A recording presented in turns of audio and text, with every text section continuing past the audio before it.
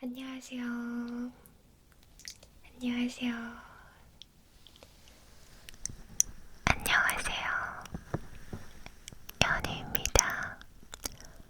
오늘의 ASMR은 이렇게 진성으로도 이야기를 했다가 속삭이기도 하는 토킹 ASMR입니다.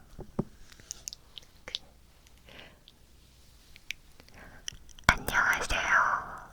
다들 반갑습니다. 제가 사실 저번 주부터 이번 주까지 몸이 계속 안 좋았어요. 건강이 너무 안 좋아서 방송도 제가 쉬었거든요. 근데 제목에서 보고 오셨겠지만 몸이 안 좋았던 이유는 제가 코로나에 걸려서 오지 못했답니다. 일단 요즘에 코로나 걸리신 분들 진짜 많으시잖아요. 근데 코로나가 뭐 감기 증상이라고 하면서 좀 간단하게 넘어간다?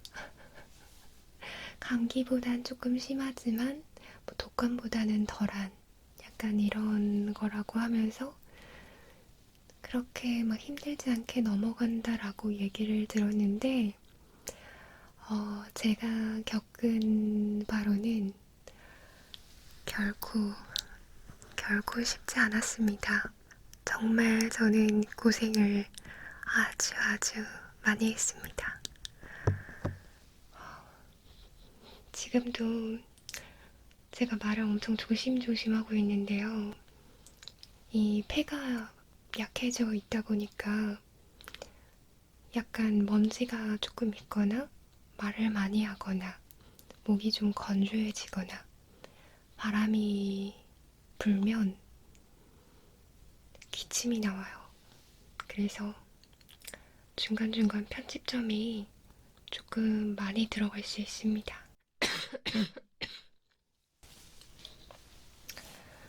기침이 여러분은 기침도 포상이라고 생각을 해주시지만 이게 상당히 그 안에서부터 끌어오르는 기침이어가지고 네. 아무튼 어떻게 된 일인지 제가 말씀을 드리도록 할게요. 일단은 미안해요. 한 번씩 보고 머리 정리할게요. 머리가 정리를 했는데도 일단은 저번 주가 아니라 저저번 주 목요일부터 사건이 시작이 됩니다. 저저번 주 목요일에 제 둘째 동생이 다정이거든요. 다정이가 일을 다니는데 그 친구도 저랑 똑같아요. 집순이어서 직장 가고 집에 오고 운동 가고 이게 전부거든요. 근데 일을 다녀왔는데 뭔가 몸이 되게 안 좋았대요. 뭔가 컨디션이 굉장히 좋지가 않고 그리고 약간 몸살 기운이 있다고 해야 되나? 그래서 컨디션이 조금 좋지 않다라는 마음으로 목요일 근무를 마쳤어요. 그리고 나서 금요일이 됐는데 그날은 정말 힘들었대요. 뭔가 목도 굉장히 아프고 그리고 오한도 있고 그래서 그날 제가 퇴근을 하고 나서 이제 다 같이 모여가지고 떡볶이를 먹자고 그랬었거든요. 원래 저희 집은 같이 식사를 하는 일이 진짜 없는데 가끔씩 이렇게 누군가가 맛있는 음식을 산다 라고 했을 때 모여서 먹습니다. 근데 그날 둘째랑 같이 먹기로 했는데 야근도 해야 되고 그리고 저는 너무 배고팠기 때문에 그러면 동생이 먹을 거를 미리 따로 담아두고 나머지 사람들은 일단 제 시간에 저녁을 먹자라고 했어요. 그래서 떡볶이를 저랑 엄마랑 막내랑 맛있게 먹고 저희 아버지는 떡볶이를 안 드셨고요.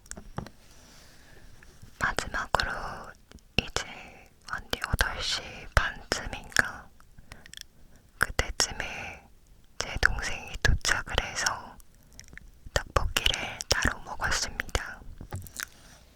근데 동생이 약간 느낌이 있었나 봐요. 저도 전에 그 장염 증상이 있을 때도 이제 코로나일 수도 있으니까 혹시 모르니까 아무리 집순이어도 사회생활을 하다 보면 어쩔 수 없이 다양한 사람들과 접촉을 하게 되잖아요. 그 사람 역시도 접촉을 많이 할 거고. 그래서 이제 어디서든 걸릴 수 있다라고 생각을 하고 있기 때문에 코로나일 수도 있는 상황이니까 이제 떡볶이 먹을 때만 잠깐 마스크를 벗고 다시 마스크를 착용했어요. 금요일부터 둘째 동생이. 하지만 마스크만 착용했지 이렇게 붙어있긴 했거든요. 저희가 좀 많이 친해가지고 제가 그날 방송에서도 얘기했었지만 동생이 제 배 위에 이렇게 누워있고 뭐 팔짱 끼고 있는다든지 이렇게 기대어 있는다든지 이렇게 신체 접촉이 굉장히 많았어요. 근데 아무튼 일단 마스크로 1차적으로 방어를 했고 그래도 걱정은 좀 됐기 때문에 둘째 동생은 막내랑 따로 자기로 했습니다. 원래 막내랑 둘째 동생이 룸메이트거든요. 그리고 나서 이제 토요일 아침이 됐어요. 근데 동생이 점점 목이 심하게 아프고 컨디션이 너무 더 떨어지니까 자가키트를 한번 해봐야겠다라고 해서 했어요. 2줄이 떴습니다.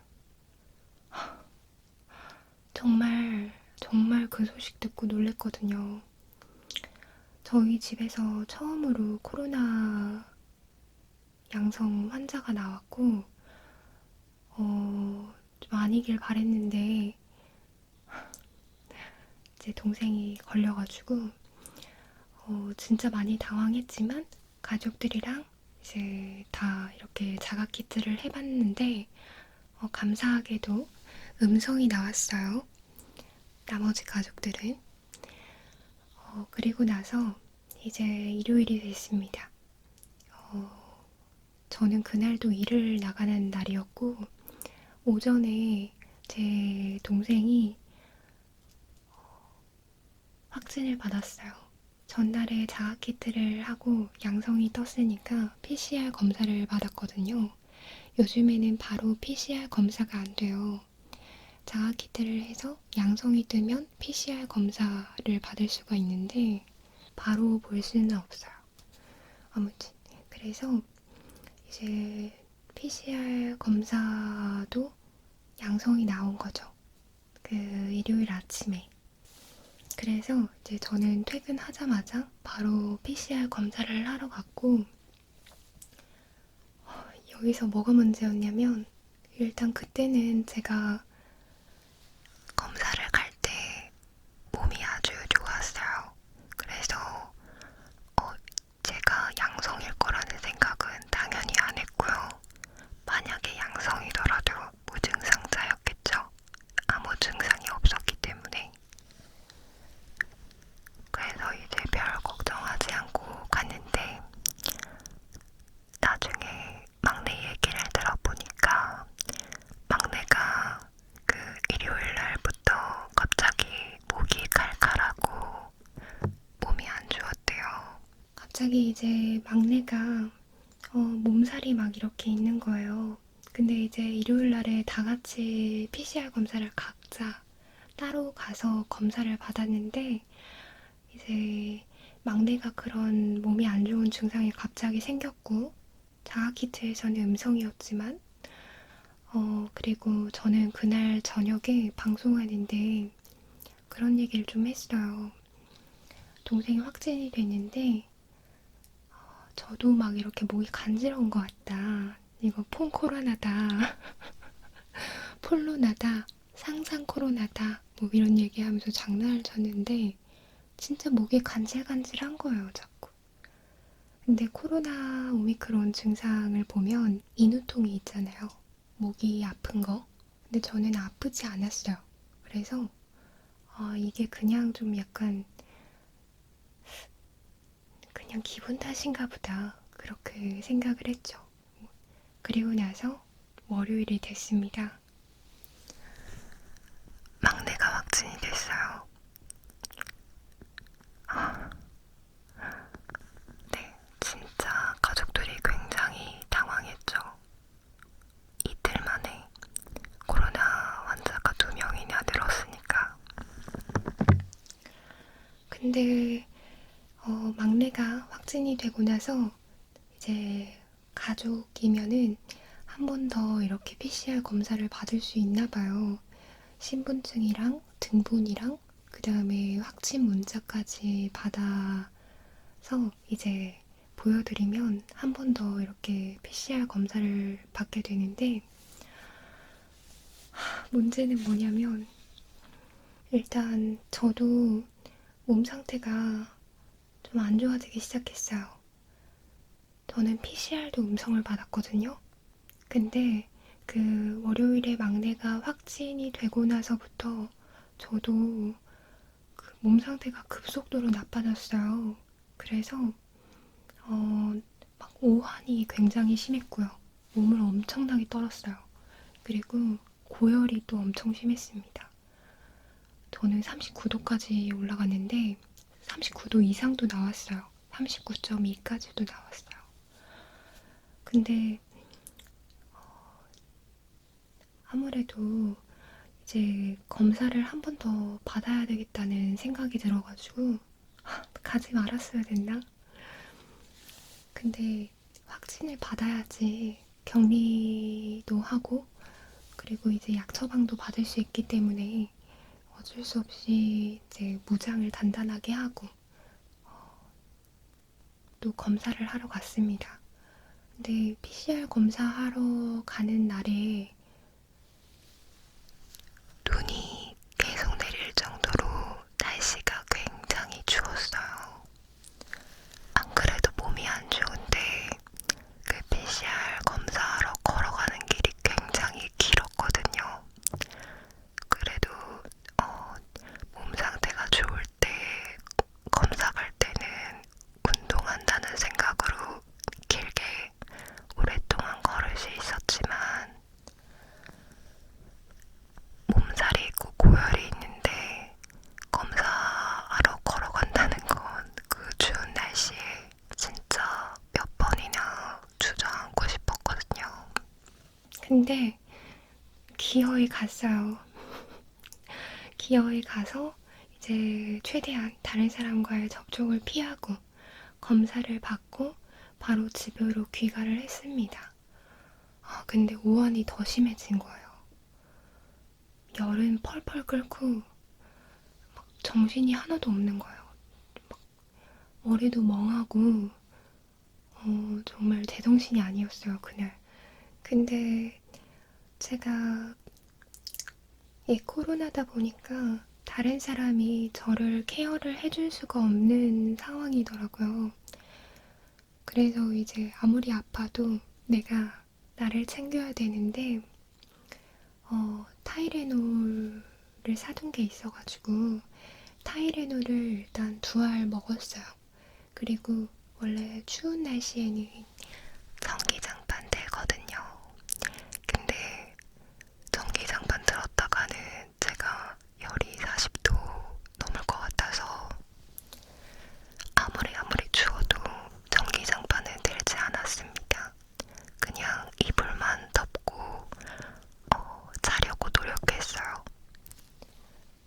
제가 몸살이 있을 때 좀 잠을 자고 나면은 이렇게 땀이 쭉 빠지면서 괜찮아지더라고요.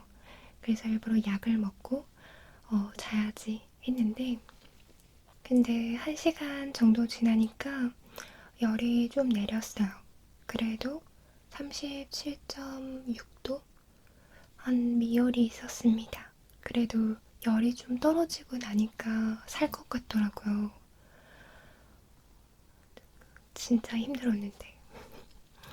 그리고 나서 이제 다음날 화요일이 됐고 저는 확진이 됐어요. 당연히 일은 쉬고 있었고 다 알렸습니다. 확진이 됐다고. 그리고 그날 새벽에도 제가 다시 고열까지 올라갔어요. 오한이 또 심했고요. 제가 오한이 오면은 바로 고열이 오더라고요. 근데 사실 성인이 39도까지 올라가는 경우는 잘 없대요. 그리고 여러 지침서를 찾아봤는데 코로나 관련한 기사도 찾아봤는데 37.8도 이상의 열이 약을 먹었을 땐 떨어졌다가 다시 오르기를 반복하는 게 5일 동안 지속이 되고 38도, 39도 정도의 고열이 3일 이상 지속이 되면 그건 중증 환자로 본대요. 그래서 이제 흉부 X선 그런 검사도 하고 그리고 입원 치료를 해야 될 수도 있다라고 할 정도로 고열이 좋지 않다고 보더라고요. 근데 저는 열이 3일째까지 갔어요. 이 오한과 몸이 덜덜덜덜 떨리는 증상과 그리고 다시 열이 39도까지 치솟는 이 상황이 3일차까지 갔고 약을 먹으면 떨어졌다가 이제 약효가 떨어지면 다시 오르고 계속 이렇게 싸움을 했습니다. 그리고 저는 타이레놀을 먹으면 그래도 좀 열이 빠르게 떨어지는 편이었어요. 해열제보다 저는 좀 더 낫더라고요. 타이레놀이. 그리고 그날 그 비대면 약 처방을 받았습니다. 그 코로나 양성이 되시면요. 그 동네에 비대면 약 처방이 가능한 병원이 있는지 꼭 한번 찾아보세요. 비대면 약 처방이 되는 병원에 연락을 해서 증상을 말씀을 드리고 그 처방을 받은 것을 이제 가까운 약국 쪽으로 팩스를 보내달라고 말씀을 드리면 그 약국에서 받을 수가 있거든요. 근데 당연히 확진 환자가 직접 받으러 갈 수는 없고 대신해서 다녀와줄 가족이 필요합니다. 약값도 무료거든요. 그러니까 그냥 버티지 마시고 약 도움을 꼭 받으셨으면 좋겠어요. 저처럼 증상이 심한 경우에는 더더욱. 그래서 저는 확진이 되고 나서 그 다음 날에 바로 약 처방을 받았고 저는 고열이 너무 심해가지고 해열제를 2가지를 받았어요. 다른 사람들은 해열제가 없었는데 신기하게도 이게 사람마다 증상이 다 다르더라고요. 같은 병이지만 그래서 주변에 보면은 제 친구도 이번에 걸렸는데 저만 고열이 심했어요. 다른 사람들은 다 미열 정도만 있었고 인후통 있고 기침하고 딱 그 정도였는데 저만 고열이 유독 있었습니다. 그래서 이날부터는 이제 제가 원래 방을 따로 쓰고 화장실은 거실에 있는 화장실을 썼거든요. 근데 이제 동생들이 있는 방으로 격리가 됐어요. 동생들이 룸메이트라고 했잖아요. 한 방에 두 명이서 자고 있는데 이제 한 명이 더 늘어난 거죠. 이제 그 방이 저희 집에서 가장 큰 방이긴 하지만 성인 여자 3명이 생활하는 게 약간 답답하긴 하더라고요. 게다가 이제 화장실이 붙어 있는 방이에요. 사실 어떻게 보면 그 자택 격리하기에 최적의 환경인 거죠. 근데 그 화장실이 진짜 작아가지고 거기에서 씻고 모든 걸 다 해결을 해야 되는데 그리고 그 일회용품 식기 같은 것도 다 씻어야 되고 이제 격리 끝나면 다 버려야 되니까 그런 걸 하는 게 뭔가 쉽지가 않았어요. 원래는 그 항상 가정 화장실만 가는 게 마음이 편한데 약간 그쪽은 뭔가 제가 원래 쓰던 곳이 아니기 때문에 이렇게 약간 볼일을 볼 때 되게 마음이 불편하다 해야 되나? 아무튼 그렇게 해서 이제 저는 동생들 방에서 격리 생활을 시작을 했고 필요한 물품들이 생각이 났을 때는 이렇게 장갑이랑 마스크를 들고 왔다 갔다 했어요. 이제 그럴 때마다 집에 환기를 다 시켜놓고 이제 어머니는 멀찍이 떨어져 계시고 정말 다행인 거는 이제 딸들이 전부 다 코로나 확진이 됐지만 저희 어머니랑 아버지는 코로나에 걸리지 않으셨습니다. 굉장하죠? 진짜 정말 다행이라고 생각해요. 진짜 정말. 아무래도 연세가 있으시기 때문에 저희보다는 견디기가 힘드실 수도 있잖아요. 그래가지고 그 점은 정말 다행이라고 생각을 하고 있고요. 저희 어머니께서 진짜 고생을 많이 하셨어요. 하루에도 전화가 수십 통이 왔거든요. 이제 저희한테 필요한 것들에 대해서 물어보시기도 하고 또 저희에게 뭐 약 잘 먹고 있는지 그리고 뭐 몸 상태는 어떤지 이런 걸 계속 체크를 하시려고. 그래서 이제 어머니께서 전화를 너무 많이 하셔가지고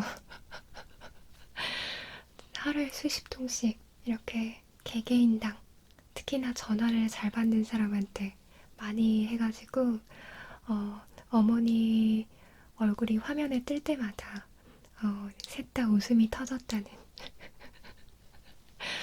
근데 그중 한 번은 좀 웃긴 것도 있었어요. 어머니께서 이제 갑자기 전화를 하셔서 무슨 일이시지? 하고 받았는데 그 강철부대 2가 시작을 했다고. 잘생긴 사람이 많다고.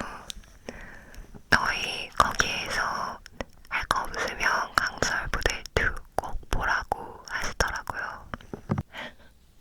너무 귀엽지 않아요? 뜬금없이 전화하셔가지고 강철부대 2 보라고. 근데 제가 안 그래도 보기 시작했는데 제가 다음에 그것에 관해서 얘기를 할게요. 다음에 제가 또 할 얘기가 많지만 오늘은 일단 코로나 감염 경로와 그리고 증상 그리고 치료 과정에 대해서 말씀을 드리려고 한 거기 때문에 아무튼 그렇게 해서 저는 3일차까지 고열을 겪었고요. 그리고 그 뒤부터는 목이 아프고 기침을 하기 시작했어요. 네. 그리고 식사는 하루 3번 약을 먹어야 되기 때문에 또 약이 상당히 독하거든요. 먹어야 될 약도 진짜 많았고. 그렇기 때문에 식사는 제때제때 간격 지켜서 먹어야 했어요. 저희 어머니께서 항상 넣어주셨습니다. 근데 나중에는 아무래도 성가시니까 빵으로 대체한 적도 많았어요. 아니면 바나나 같은 거. 그리고 이제 동생이 과자 박스를 샀거든요. 근데 냄새가 잘 안 난다고 하는 거예요. 그래서 무슨 맛인지 모르겠대요. 밥을 먹을 때도. 그래서 나는 너무 맛있는데? 저는 진짜 밥을 너무 맛있게 먹었거든요. 항상 먹을 때마다 진짜 최고다. 역시 엄마 음식 최고다 하면서 먹었는데 동생은 맛이 안 난대요. 냄새가 안 난대요. 그래서 약간 코가 막힌 게 아닐까 했는데 코가 막히지 않았는데도 냄새가 안 나 라고 하더라고요. 굉장히 신기하죠. 근데 저 지금 냄새가 안 나요. 근데 저는 약간 심각한 상황인 게 제 동생은 그래도 한 이틀 정도 냄새가 안 났다가 다시 후각이 돌아오고 있어요. 근데 저는 지금 거의 5일차 정도 됐는데 냄새가 안 난 지 5일차. 초반에는 냄새가 났어요. 고열이 있을 때 그럴 때도 냄새가 났었고 거의 나아갈 때쯤에 자가격리 해제가 될 때쯤에 냄새가 안 나기 시작했어요. 그래가지고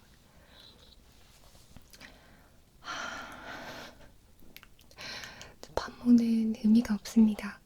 진짜 제가 좋아했던 음식들을 먹어도 그 촉감은 있잖아요. 이 식감이라는 건 있잖아요. 근데 대체 무슨 맛인지 모르겠어요. 예를 들어서 김치를 먹게 되면 그 김치가 맵잖아요. 그래서 혀가 좀 아파요. 혀가 아프다가 끝이에요. 그리고 아삭아삭 씹힌다. 그게 전부예요. 그리고 뭐 죽 같은 걸 먹었을 때도 이렇게 밥알이 부드럽게 씹히는 그 식감은 느껴지는데 냄새가 전혀 안 납니다. 우리가 아침에 일어나면 이제 이를 닦잖아요. 그러면 이제 그 치약의 화한 향이 나는데 저는 그런 게 전혀 안 나요, 지금. 그리고 동생이 저한테 그 냄새 맡는 연습이라도 좀 해보라고 제 바디 오일을 주면서 이게 냄새가 진짜 독하다. 막내가 자기가 이거 뿌릴 때마다 막내가 진짜 욕을 할 정도로 냄새가 독하대요. 그러면서 저한테 냄새를 맡는 연습을 해보라고 했는데 제가 한번 지금 뿌려서 맡아볼게요.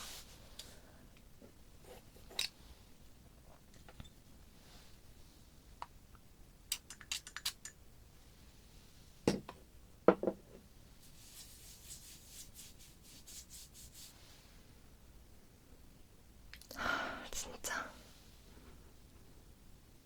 무슨 코가 완전 마비된 사람처럼 제 기능을 못하는 상황입니다.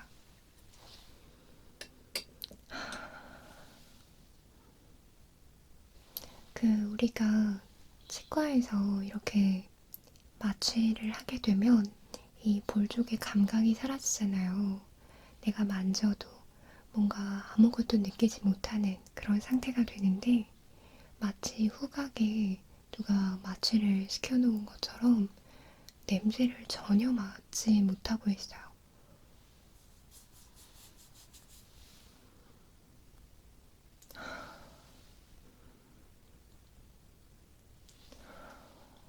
진짜. 근데 이게 냄새가 안 나서 그런 건지 모르겠지만 근데 냄새가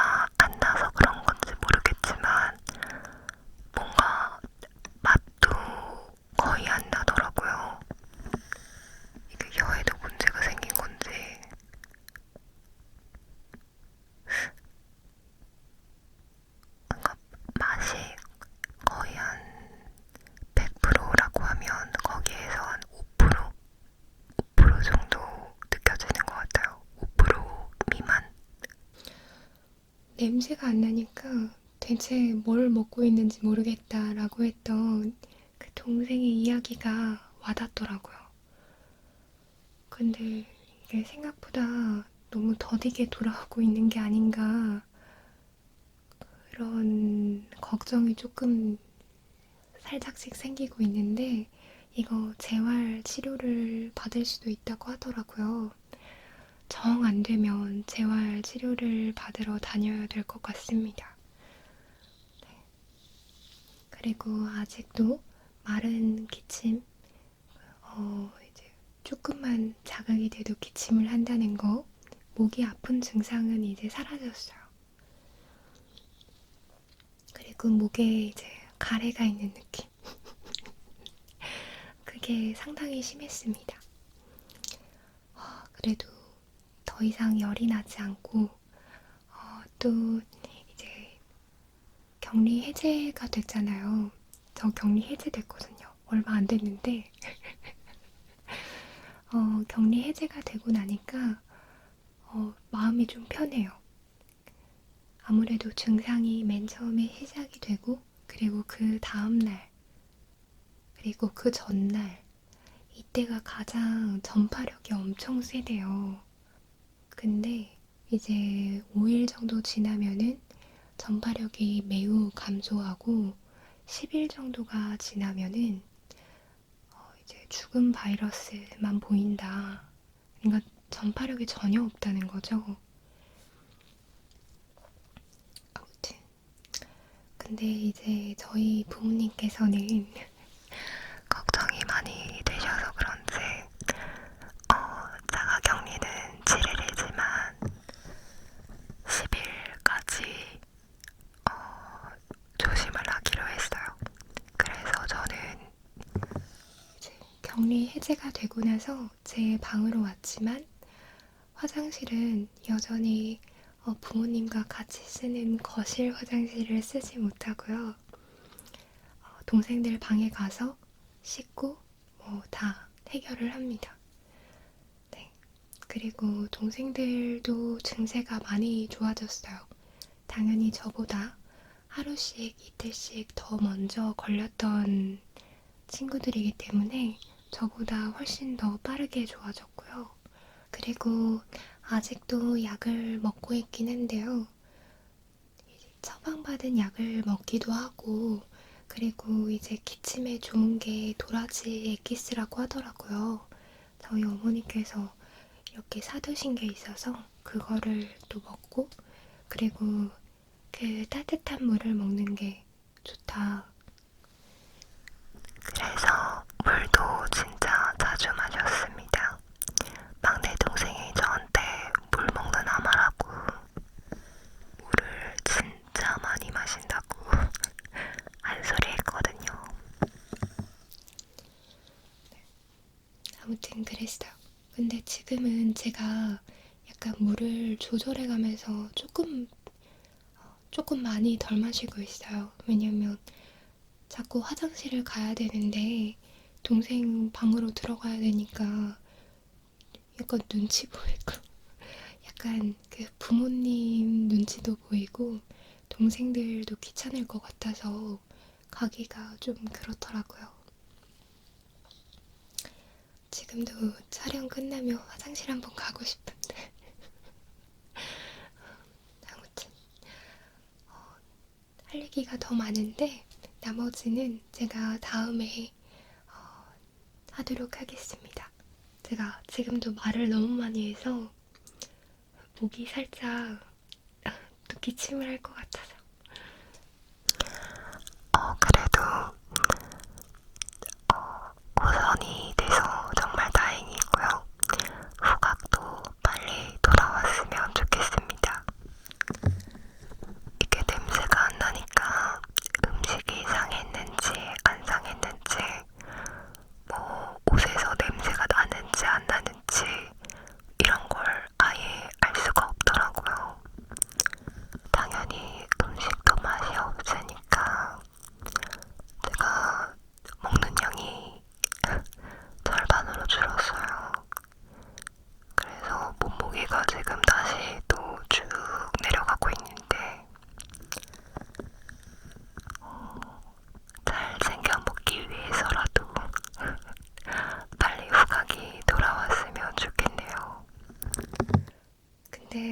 기억력을 상실해서 좋은 점도 있어요.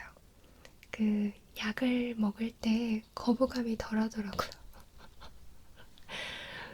약 먹을 때 그 시럽약이 하나가 있거든요. 이렇게 쭉 짜먹는 시럽약이 하나 있는데 그거 먹을 때는 그래도 냄새가 안 나는 게 감사하더라고요. 약 먹을 때마다 되게 괴로운데 아직도 한 뭉치가 있어요. 네. 뭔가 이제 조금씩 약을 다시 줄여가려고 하고 있기 때문에 막 끼니마다 다 챙겨서 먹지는 못하지만 조금 안 좋은 것 같다 할 때마다 먹고 있습니다.